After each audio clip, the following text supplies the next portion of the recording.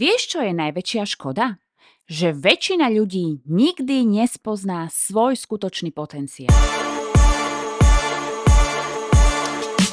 Nie preto, že by na to nemali, ale preto, že mu nikdy nedajú šancu rozvinúť. Tento podcast je miesto, kde spoločne hľadáme, čo v nás je a učíme sa to naplno využiť. Žiadne prázdne reči, ale reálne príbehy, myšlienky a praktické tipy, ktoré ti pomôžu tvoriť život podľa seba. Som Alex a ty práve počúvaš Nezomri s nevyužitým potenciálom.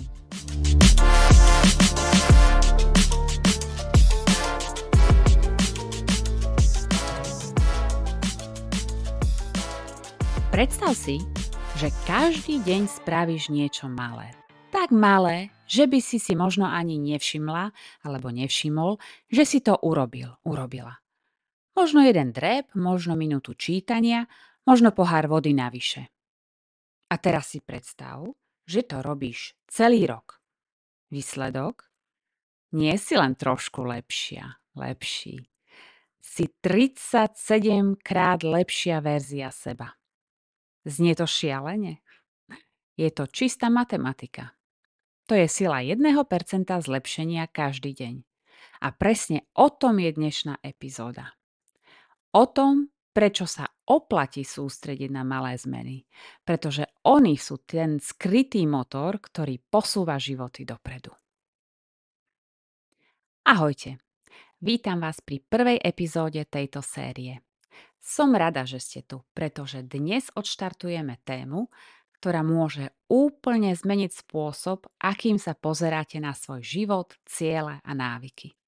Ak ste typ človeka, ktorý už 100-krát začal s dietou, plánom cvičenia, učením cudzieho jazyka alebo s novým projektom a vždy ste to po pár týždňoch vzdali, tak je táto epizóda presne pre vás. Tu sa dozviete, prečo nie je problém vo vás, ale v tom, ako sa pozeráte na zmeny. A že niekedy menšie rovná sa mocnejšie. Priznajme si, všetci milujeme veľké plány. Od pondelka začínam cvičiť 5 krát do týždňa.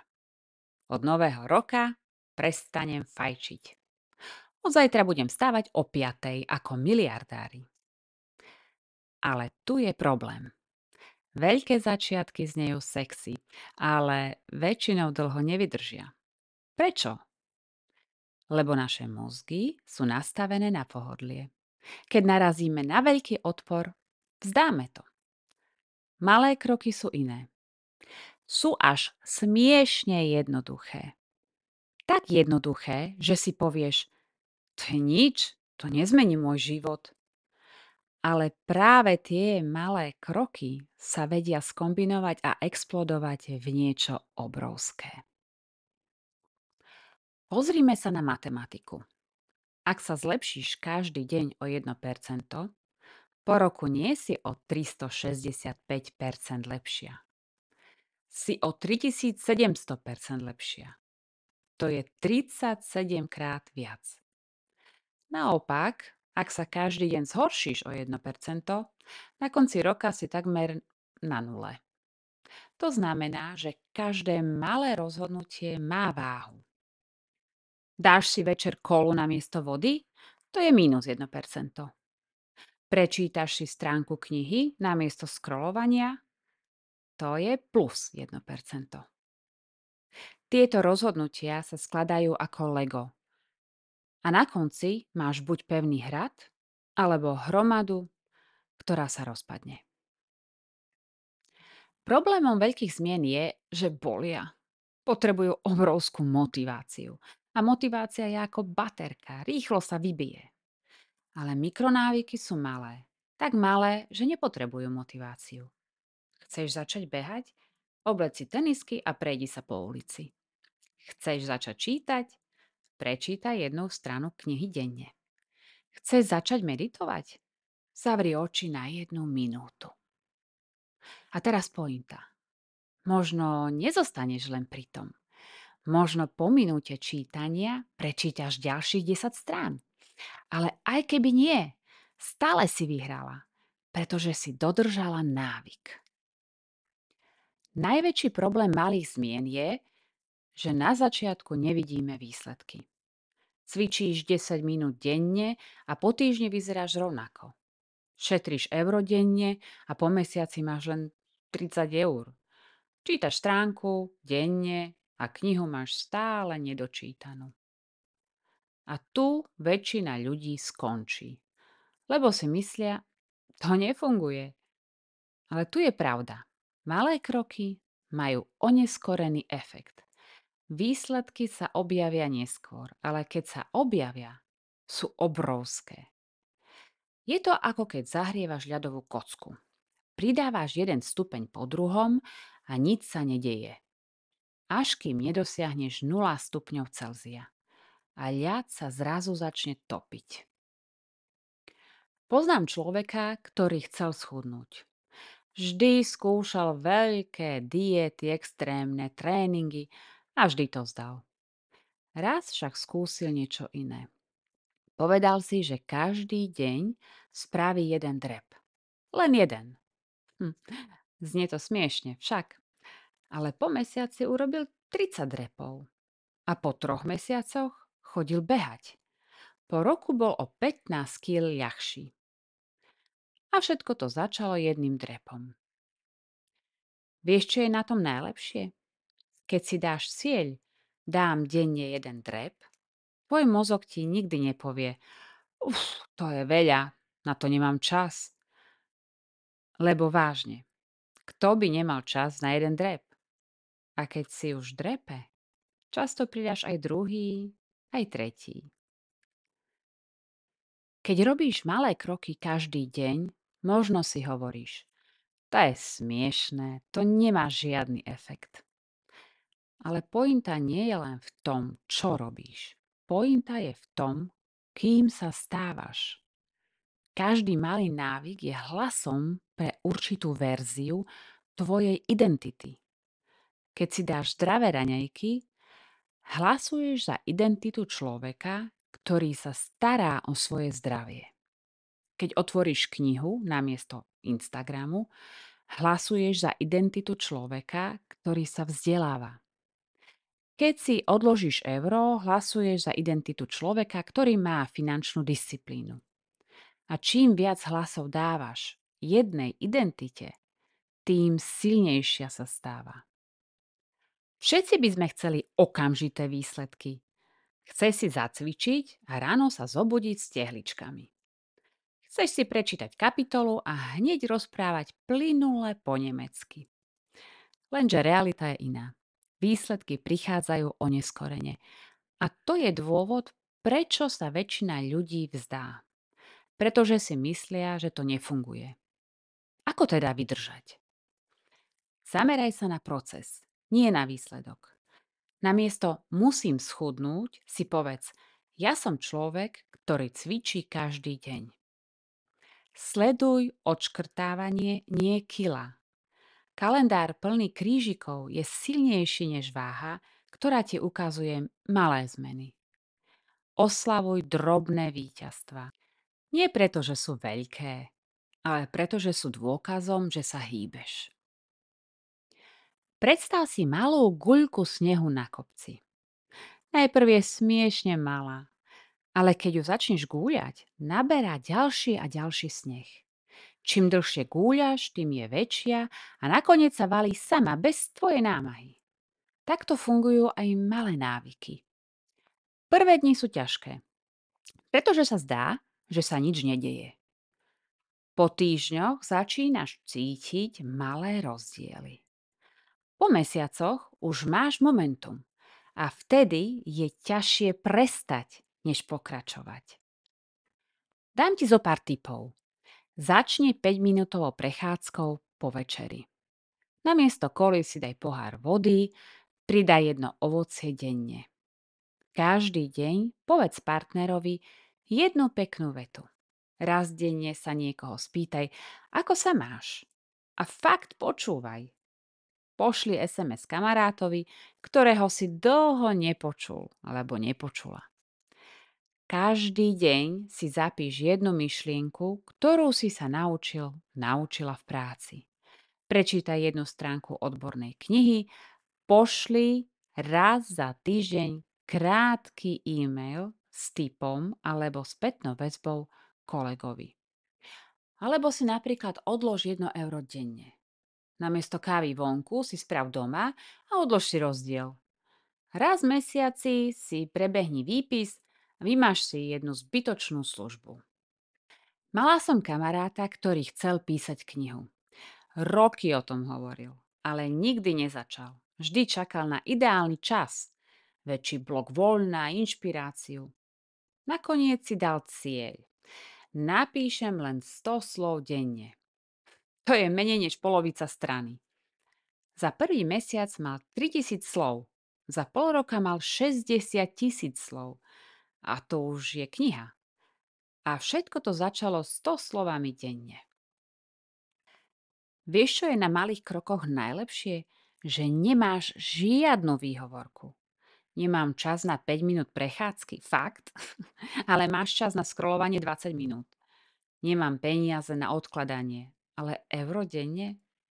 To je cena jednej kávy. Ja nemám motiváciu čítať, ale stránku denne zvládne aj človek, čo stojí v rade na pošte. Malé kroky sú tak smiešne jednoduché, že výhovorky prestávajú fungovať. Naše mozgy sú pohodlné. Vždy si vyberú ľahšiu cestu. Tak im ju daj.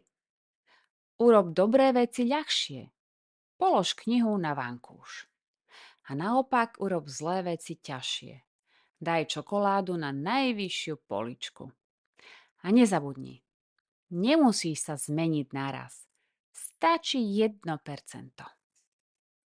Tu je pointa. Malé zmeny nie sú len o dosahovaní cieľov. Sú o tom, že buduješ nový životný štýl. Ak každý deň cvičíš 5 minút, jedného dňa si povieš, hej, ja som človek, ktorý sa hýbe. Ak čítaš jednu stránku denne, po čase už nebudeš ten, čo chce čítať viac. Budeš čitateľ. Ak si odkladáš euro denne, nebudeš ten, čo chce šetriť. Budeš sporiteľ. Malé kroky nezlepšujú len tvoje výsledky. Oni menia to, ako sa vnímaš ty sám, ty sama. A to je tá najväčšia premena. Ďalší problém je, že väčšina ľudí nemá trpezlivosť. Chceme rýchle riešenia, okamžité výsledky, instantnú zmenu. Ale pravda je, že malé kroky sú ako pestovanie stromu. Najprv zasadíš semienko a nič nevidíš. Potom sa oň staráš a stále nič. Ale ak vytrváš, jedného dňa vyrastie strom, ktorý ti bude prinášať ovocie roky. Návyky fungujú rovnako. Odmena nepríde hneď, ale keď príde, bude obrovská. Možno si hovoríš, fajn, ale ja som už toľkokrát začal a vzdala to. Pozri, to sa stalo každému. Ale vieš prečo? Lebo si začala príliš vo veľkom. Návyky nie sú o disciplíne, sú o dizajne. Ak si nastavíš kroky tak malé, že na ne nepotrebuješ motiváciu, zrazu nepotrebuješ ani silu vôle, ale keď to vydržíš pár týždňov, začneš cítiť momentum, kedy je ťažšie prestať, než pokračovať. Pamätám si kamošku, ktorá chcela začať behať. Vždy si dala cieľ 5 kilometrov, 10 kilometrov a vždy to po pár dňoch vzdala. Tentokrát spravila niečo iné. Každý deň vyšla von v teniskách. To bol celý cieľ. Vieš, čo sa stalo? V 90% prípadov, keď už bola vonku v teniskách, nakoniec aj bežala. Ale aj keď nebežala, stále vyhrala, lebo dodržala svoj návyk. Dnes beha polmaratóny, ale začalo to tým, že si len obula tenisky. Vieš, aký je rozdiel medzi človekom, čo spraví jeden klik denne a človekom, čo nespraví nič? Po 30 dňoch má ten prvý za sebou 30 klikov, ten druhý 0. Nie je to veľa, ale hádaj, kto má silnejšie ruky. Ak si z tohto podcastu odniesieš len jednu vec, nech je to toto. Nemusíš spraviť revolúciu. Stačí, že spravíš malý krok a zopakuješ ho zajtra. Malé kroky sú smiešne jednoduché. Malé kroky sú nenápadné. Ale malé kroky sú neporaziteľné. Pretože 1% denne sa na konci roka rovná 37 krát lepšej verzii teba samej alebo teba samého. Ďakujem, že si tu bol, že si tu bola so mnou pri prvej epizóde. Verím, že si pochopila, že na to, aby si zmenila svoj život, nepotrebuješ veľké skoky. Stačí malé kroky. A teraz ťa pozývam na ďalší podcast, kde sa pozrieme na to, ako si vytvoriť prostredie, ktoré podporuje tvoje návyky. Pretože pravda je, že nestačí len chcieť. Musí si nastaviť okolie tak, aby ti pomáhalo a nie ťa sabotovalo. A ak chceš ešte hĺbšie rozbory, praktické tipy a exkluzívny obsah, nájdeš ma na Hero Hero. Tam si tento mesiac rozoberáme knihu Atómové návyky. Takže ak nemáš čas čítať, pretože si vybrala iný návyk, ale napriek tomu chceš rásť, podcasty na Hero Hero sú presne pre teba. Takže nezabudni, malé kroky rovná sa veľké výsledky. Počujeme sa v ďalšej epizóde. A to je pre dnešok všetko. Ďakujem, že si počúval. Ak chceš pokračovať v tejto ceste, nájdeš ma na YouTube aj Spotify. Stačí si vyhľadať tento podcast. Každý mesiac na Hero Hero podrobne rozoberáme knihy, ktoré nám dávajú návod, ako objaviť svoje silné stránky a využiť ich naplno. A ak chceš byť so mnou v kontakte každý deň, sleduj ma aj na Instagrame. Pamätaj, svoj potenciál máš už v sebe. Je čas ho naplno využiť. Počujeme sa v ďalšej epizóde.